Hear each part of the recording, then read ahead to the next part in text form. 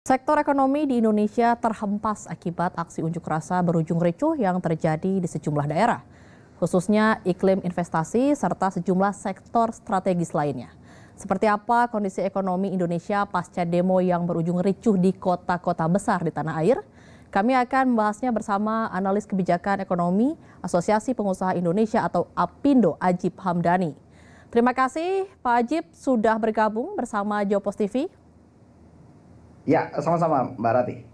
Ya Pak Ajib, dari kacamata APindo, bagaimana melihat kondisi ekonomi pasca demo yang berakhir ricuh beberapa hari belakangan ini? Mbak Rati, sebenarnya begini, dunia usaha ini sedang dalam fase optimis karena sebenarnya kita dalam fase tren yang sangat bagus. Indikator makro yang kita pakai adalah bagaimana pertumbuhan ekonomi di kuartal kedua kita mencapai 5,12% dan bahkan kemudian pada bulan Juli kemudian lanjut ke Agustus kemarin PMI manufaktur kita menunjukkan tren yang ekspansif. Artinya ini menjadi sebuah indikator-indikator secara kuantitatif bahwa ekonomi kita sedang dalam tren membaik. Tapi kemudian ketika minggu lalu dan kemudian minggu ini kita sudah mulai agak slow down, itu adanya unjuk rasa misalnya. Memang dalam jangka pendek ini memberikan semacam shocking secara ekonomi. Tapi kita cukup kembali optimis ketika minggu ini ternyata secara sosial maupun politik dan keamanan sudah relatif ya. Kita sampaikan relatif terkendali. Dan bahkan kita melihat bagaimana Pak Prabowo Subianto hari ini juga sudah kembali melakukan agenda rutin internasionalnya kunjungan ke China. Yang kita maknai hal ini bahwa kondisi sosial, keamanan dan politik dalam negeri relatif terkendali. Ini yang menjadi optimisme kita, Mbak Ratih. Karena kalau melihat proyeksi ekonomi yang ada, kita sama-sama punya narasi positif sampai dengan akhir tahun ini. Secara agregat pertumbuhan ekonomi kita bisa mencapai lebih dari 5%. Dan tentunya optimisme ini perlu didukung dengan sebuah prasyarat, yaitu kondisi sosial dan politik yang stabil. Nah, inilah yang dalam seminggu terakhir menghadapi challenging, yang dalam seminggu terakhir menghadapi sebuah tantangan yang ada. Dan saya pikir ini menjadi sebuah tanggung jawab, ini menjadi sebuah PR buat kita semua. Bukan hanya masalah bagaimana TNI Polri, bukan hanya sekedar pemerintah, tapi juga dunia usaha, masyarakat, kaum akademisi, kaum intelektual, dan semua stakeholder agar kita kembali dalam track pertumbuhan ekonomi yang sama-sama kita harapkan, yaitu ekonomi yang stabil. Karena begini Mbak Rati, dalam konteks ekonomi, dalam konteks bisnis, dan dalam konteks investasi, itu ada dua hal yang akan menjadi perhatian utama. Hal pertama ini berbicara masalah stabilitas, berbicara masalah certainty, berbicara masalah keamanan. Dan ini menjadi sebuah prasyarat utama sebelum kita melihat bagaimana kondisi yang kedua, itu namanya berbicara berapa marginnya, berapa profitnya, berapa keuntungannya, dan lain-lain. Sehingga menjadi harapan besar kita bersama Mbak Rati, agar kita seluruh masyarakat sama-sama menjaga stabilitas sosial, ekonomi, dan politik bisa berjalan dengan baik. Itu yang menjadi harapan dunia usaha, Mbak Rati. Oke, jadi sebenarnya dunia investasi ini terpengaruh atau tidak dengan adanya demo yang berujung ricuh kemarin, Pak? Memang dalam kondisi seminggu kemarin kita cenderung wait and see, kita melihat tentang bagaimana perkembangan dan penanganan selama seminggu terakhir. Tapi ketika kita diskusi dengan rekan-rekan di private sector bahwa minggu ini ketika relatif bisa tertangani dengan baik, maka ini kembali memunculkan optimisme. Karena memang seminggu yang lalu ada beberapa if condition yang dilihat oleh investasi. Karena kan investasi ini kan, kalau kita lihat struktur bagaimana di kuartal kedua kemarin, Mbak Ratih, bahwa pertumbuhan investasi ini mendorong secara signifikan sekitar 6,99% pertumbuhan ekonominya. Sangat luar biasa. Yang harapannya ini bisa kembali berlanjut di kuartal ketiga. Nah, ketika kita memasuki masa-masa bulan akhir Agustus dan awal September ini kan sayangnya terjadi konflik horizontal di bawah dengan adanya demonstrasi yang cenderung agak eskalatif dan dinamis.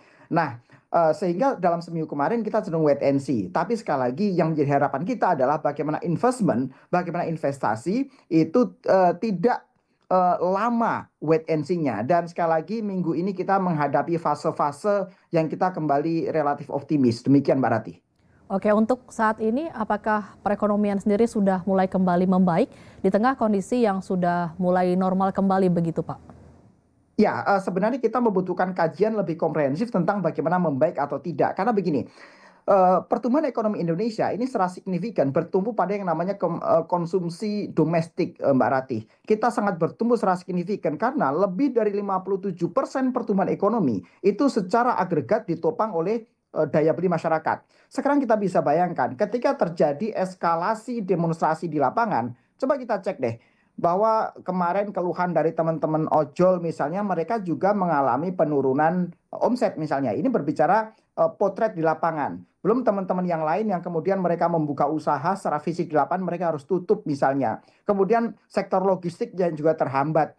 Yang ini sama-sama membuat kita menghadapi pelambatan ekonomi selama seminggu. Jadi kalau ditanya apakah ini berpengaruh, sudah pasti ini akan memberikan pengaruh dan sentimen negatif terhadap pertumbuhan ekonomi.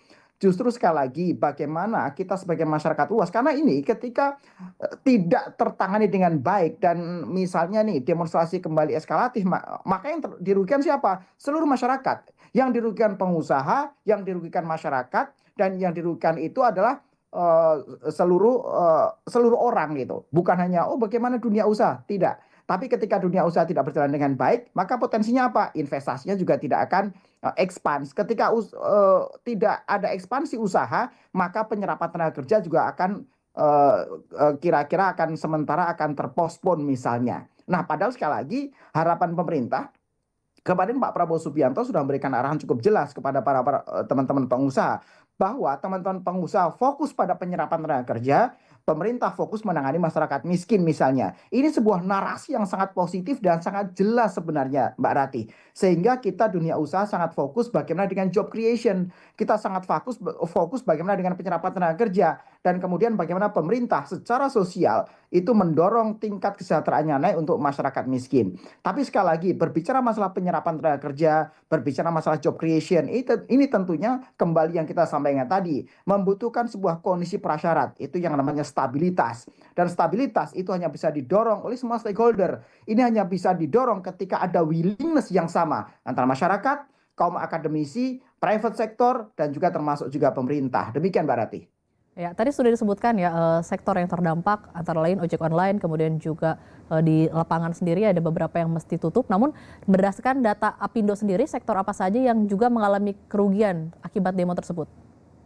Dalam konteks ini, semua sektor mengalami kerugian. Baik kerugian jangka pendek maupun kerugian jangka panjang misalnya. Semua sektor, tidak ada sektor yang diuntungkan dengan adanya demonstrasi seperti ini, Mbak Ratih. Jadi perlu kita declare bahwa dunia usaha tentunya sangat mengharapkan agar ada sebuah stabilitas sosial maupun stabilitas keamanan. Sekali lagi ini yang menjadi prasyarat mendasar. Sebelum dunia usaha ini berpikir berapa keuntungan yang bisa didapat dengan investasi, sebelum bagaimana kemudian proyeksi-proyeksi pertumbuhan, bagaimana potensi penambahan capital expenditure dan lain-lain. Sebelum berbicara masalah matematika keuntungan ekonomi, hal pertama yang diukur adalah masalah stabilitas.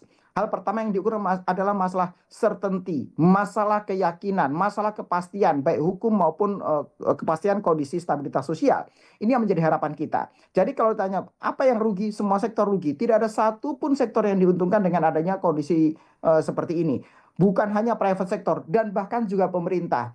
Mbak Rati bisa lihat dan bisa bayangkan, bukan hanya pemerintah pusat, pemerintah daerah. Kemarin Pemda DKI Jakarta misalnya, dengan adanya kerusuhan-kerusuhan, dengan adanya halte bus Transjakarta yang dibakar segala macam, kembali mereka harus melakukan renovasi. Berapa miliar uang yang hilang, berapa uang yang habis sebenarnya untuk sesuatu yang tidak perlu. Berapa banyak potensial loss-nya. Dan kalau ditanya dari mana pemerintah kembali memperbaiki sarana-sarana umum, fasilitas-fasilitas sosial yang dirusak oleh masa yang eskalatif, itulah dari duit pajak masyarakat juga gitu loh. Sehingga jangan sampai kemudian masyarakat juga kontraproduktif ketika mereka ingin mendukung sebuah kondisi yang lebih baik, tapi kemudian mereka menyebabkan bagaimana kondisi pemerintah pusat maupun daerah, mereka juga mengalami kesulitan secara fiskal karena harus melakukan perbaikan-perbaikan akibat kerusakan yang terjadi di lapangan.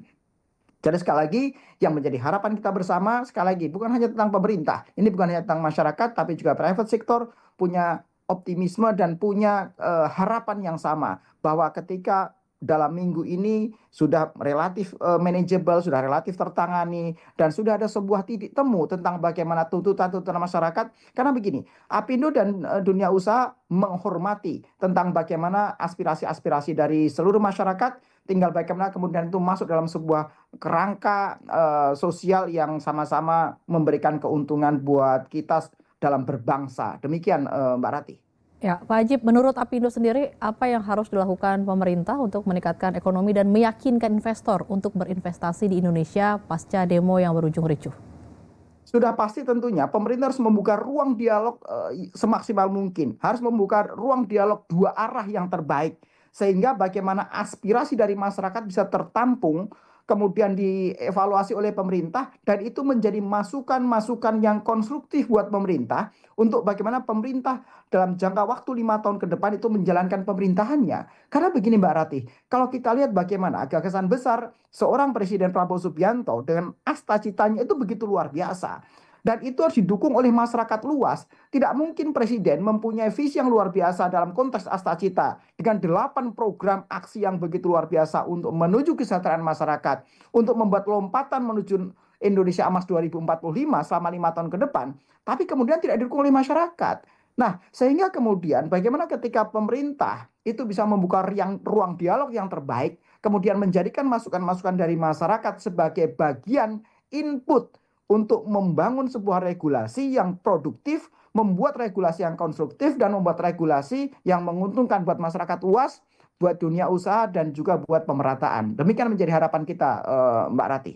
Oke, baik. Terima kasih telah bergabung bersama kami analis kebijakan ekonomi Asosiasi Pengusaha Indonesia atau Apindo, Ajib Hamdani.